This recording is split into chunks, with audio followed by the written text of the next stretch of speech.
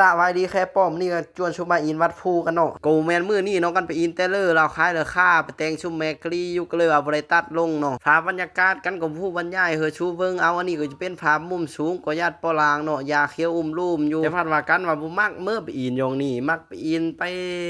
กินเหล้ากินเบียร์บ่จังม่วนมาอินเท่านี้มาอียองนี่เชื่อเพราะว่าเขาถามว่าอะไรไปว่าวัดภูอะไรไปแต่ตอนนั้นเนาะ แต่อันนี้นี่เป็นความมักส่วนตัวเนาะบ่ได้เมารวมแต่ถ้าเพิ่นมักบรรยากาศธรรมชาติแบบชมเย็นๆแต่ว่าก็เย็นปัดเลยเนาะร้อนตับแตกเลยกันก็สิบ่ได้ถ่ายไปเม็ดจุอันจุยองเนาะเพราะว่าบ่มีกฎจับกองเฮอมาก็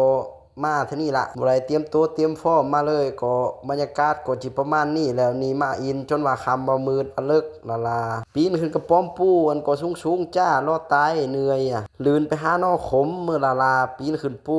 มาอีนี้จ้าก็เอ็ดทำทาเฮือนแม่ชอกแม่ชี้มัดแขนมือเอ็ดวาบเอ็ดกำมาจากตอเลอร์นะแต่เขาคือจะได้เงินเพราะว่ากนมาอินเนาะบรรยากาศก็ปานนี้ล่ะคันก็มาอินก็ถ่ายชูเวิงปานนี้กันสิไปกินเบียร์กันโอ้บ่ได้ยองนี่เมื่อยๆจ้า